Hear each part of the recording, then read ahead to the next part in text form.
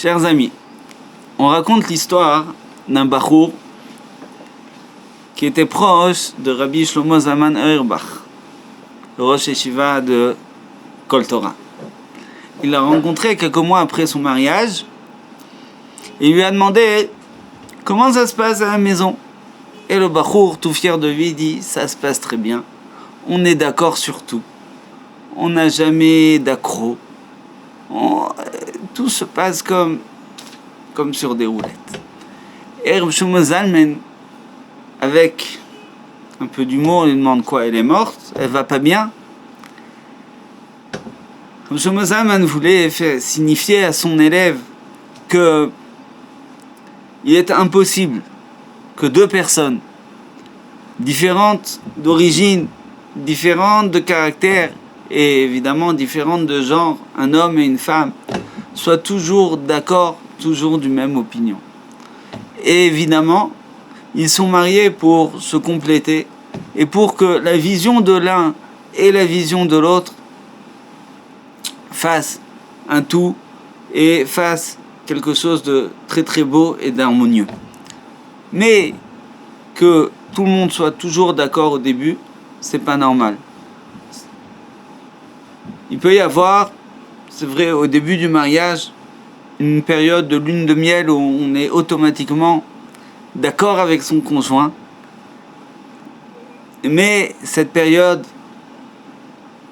à un certain moment, elle s'arrête et chacun a besoin de s'exprimer. Et là, il peut y avoir des désaccords. Il y a aussi des couples indifférents qui ne se disputent pas, mais qui ne se parlent pas non plus. Mais voilà, il y a toujours le désaccord est un phénomène normal dans un couple.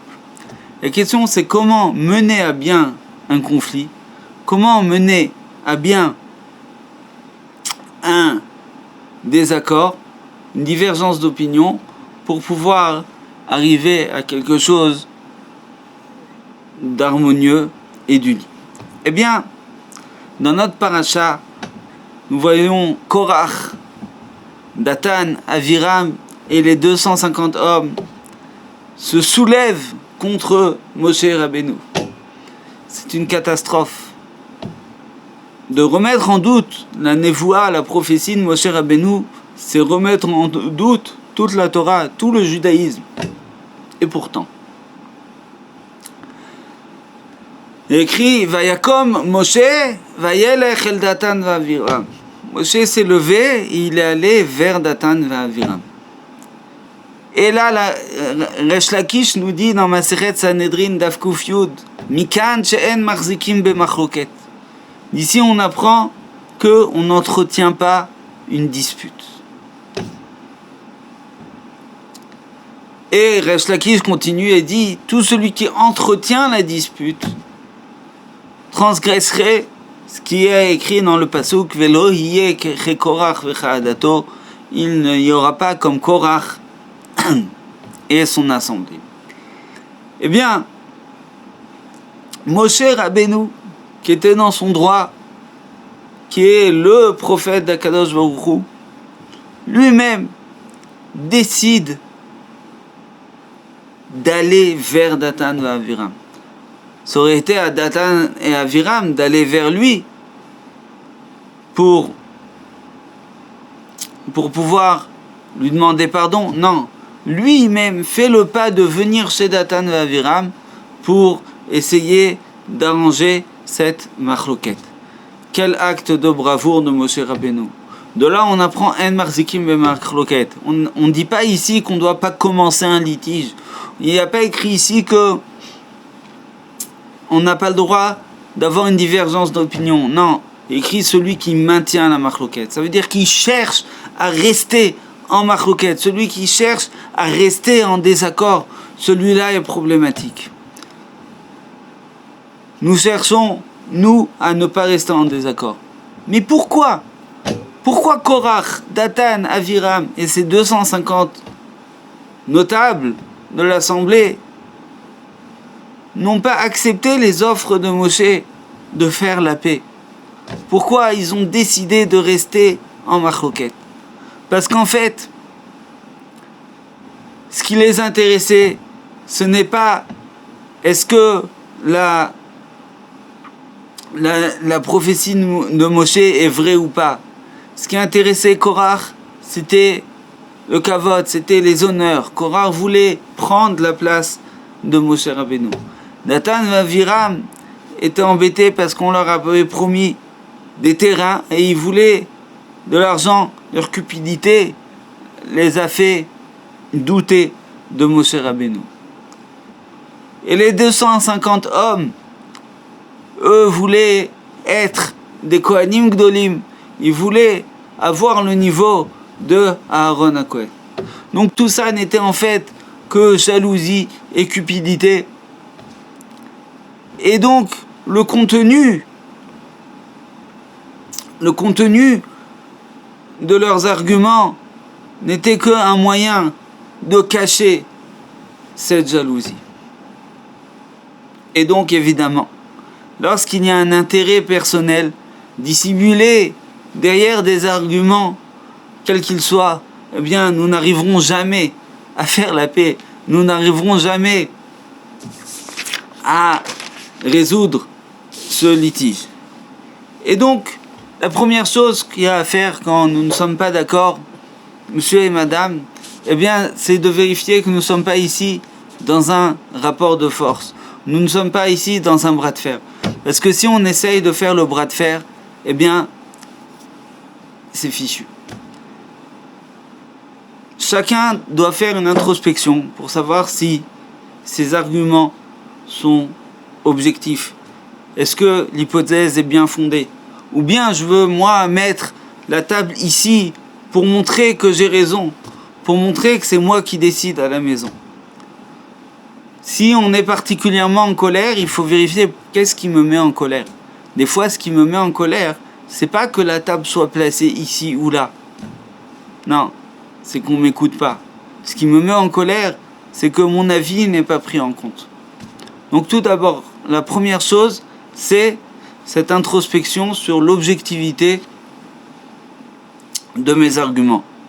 La deuxième chose, c'est qu'il faut décider qu'on veut tous les deux gagner. On veut tous les deux trouver une solution win-win. Vous savez ce que c'est? Une solution dans laquelle les deux sont contents. Une solution qui plaise aux deux. Si on décide d'abord d'un commun accord que cette solution nous convaincra, nous conviendra à tous les deux, eh bien nous la trouverons.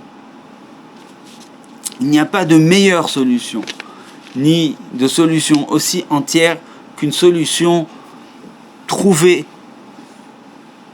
à deux par un couple. Ensuite, il faut décider d'une porte de sortie. C'est-à-dire décider que même si on n'est pas d'accord à la fin de notre discussion, eh bien, un des deux, ça peut être une fois l'un, une fois l'autre, renoncera. Ou bien, il y a des gens qui font pile ou face. Ou bien, il y en a qui disent, si on n'est pas d'accord, après avoir discuté, comme on va l'expliquer, eh bien, on va demander à un rav. Quoi qu'il arrive, quelle que soit la manière que vous trouverez de dénouer ce litige, au cas où vous n'arriverez pas à vous mettre d'accord, c'est important que vous sachiez qu'il y ait toujours une porte de sortie. Même si vous renoncez, à ce moment-là, ce sera un renoncement respectueux et pas un renoncement écrasé. Nous en parlerons plus tard. Ensuite, on discute. On discute, chacun exprime son idée sans peur, sans se faire menacer, sans se faire interrompre, sans qu'on lui crie dessus, dans le calme. Chacun est libre d'exprimer, chacun à tour de rôle, ce qu'il pense et pourquoi il le pense. La personne en face, l'interlocuteur, ici est intéressé juste à écouter, est intéressé à comprendre ce que l'autre dit. Il a presque oublié ce que lui il pense.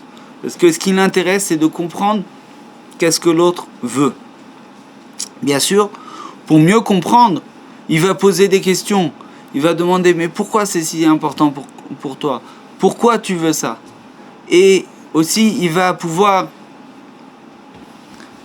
en étant curieux de la vie de l'autre, savoir pourquoi c'est si important.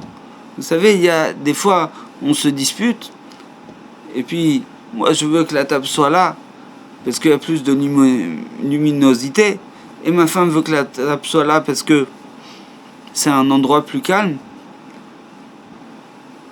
La luminosité est peut-être plus importante pour elle que moi. Le calme pour moi c'est un plus. Mais pour elle, que ce soit lumineux, c'est très important.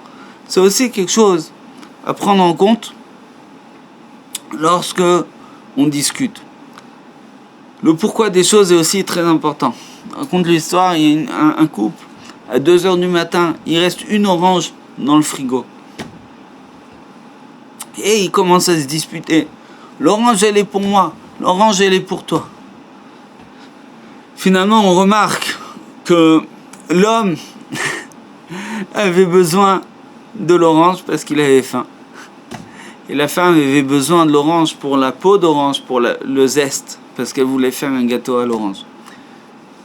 Évidemment, il y a des exemples plus simples ou plus compliqués, mais cet exemple illustre bien le fait que si nous ne savons pas pourquoi nous avons besoin des choses, eh bien, nous perdons des occasions de trouver des solutions très simples qui conviennent aux deux. Une fois qu'on a discuté et qu'on a compris et que chacun a entendu l'autre, eh bien, nous disons à l'autre, voilà, je t'ai compris, tu penses telle et telle chose parce que telle et telle chose. C'est ça. Ce n'est pas encore un moyen de dire que nous donnons raison à l'autre. C'est-à-dire, je pense encore ce que je pense, mais je viens t'exprimer que, voilà, j'ai tout à fait compris ce que tu veux et pourquoi tu veux. Une fois que chacun a compris la position de l'autre, vous allez voir, tout d'un coup, l'atmosphère est beaucoup moins tendue. Pourquoi? Parce que quand on se dispute, quand on est en litige, eh bien, pourquoi l'atmosphère est tendue? L'atmosphère est tendue parce que on ne s'est pas fait comprendre par l'autre. À partir du moment où on s'est fait comprendre par la personne, on a déjà gagné le 3/4 du conflit. C'est-à-dire que on a compris l'autre. Chacun comprend qu'il est important. Chacun comprend que il a son mot à dire et qu'il n'est pas écrasé par la personne en face. Et là, comme l'atmosphère est mieux, on peut passer à la suite. La suite, c'est réfléchir à des solutions qui conviennent aux deux. Alors des fois, il peut arriver que, en discutant, eh bien, l'un soit convaincu du bien fondé des arguments de l'autre et qu'il soit d'accord avec l'autre. C'est une honte? Non, c'est pas une honte. Nous ne sommes pas dans un ring de boxe. Si vous êtes d'accord avec votre conjoint, si finalement votre conjoint vous a convaincu, eh bien, dites-le honnêtement. Ah, c'est vrai, je pense que tu as raison. C'est pas une honte. Maintenant, vous, quand on vous a donné raison, c'est pas le moyen de dire à votre conjoint, c'est pas le moment de dire à votre conjoint, ah, tu vois, j'avais raison. Non. Au contraire, c'est le moment de lui dire, écoute, j'apprécie beaucoup ton honnêteté. Et ça me fait très plaisir que tu acceptes et que tu sois d'accord avec moi. Si nous ne sommes toujours pas d'accord, après nous être expliqués, alors nous allons essayer de recueillir des solutions qui vont nous convenir à deux. Par exemple, il y a un mariage dans la famille. Et pour monsieur, c'est très très important d'aller au mariage. Mais madame ne veut pas aller au mariage. Et en discutant, on remarque que bien sûr, monsieur va aller au mariage parce que c'est un mariage important dans la famille. Et puis c'est important que le conjoint viennent au mariage de la famille proche, mais madame sait qu'il y a une personne dans la Ezrat Nashim qu'elle ne veut absolument pas rencontrer. Une fois que les choses sont comme ça, alors on peut réfléchir. Peut-être qu'on peut aller au mariage plus tard. Peut-être qu'on peut aller au mariage en évitant de rencontrer cette personne.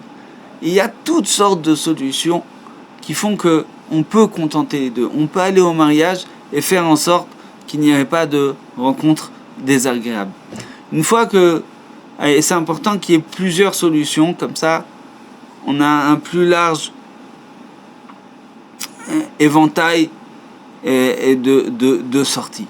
Une fois qu'on a toutes les solutions, on réfléchit et très souvent on va trouver que avec de l'originalité, en sortant de l'ordinaire, on peut trouver plusieurs solutions originales et très très sympathiques qui conviennent aux deux.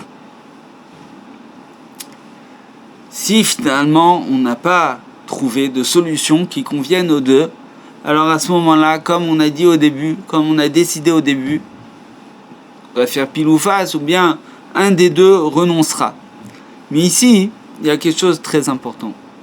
Ce vitour, ce renoncement est très différent du renoncement de celui qui n'a pas la force de discuter.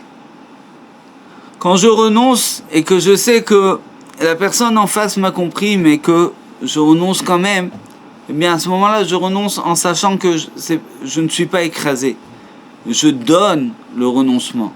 Je donne ma concession. Je concède avec joie, avec bonne humeur. Je ne concède pas en me disant ça y est, elle a encore gagné, elle m'a encore écrasé.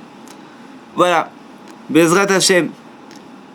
Si vous savez vous disputer normalement, si vous savez mener un conflit de manière équilibrée et normale, vous allez mieux vous connaître et vous aurez une très très bonne ambiance à la maison et vous arriverez à des très beaux résultats dans le shalom.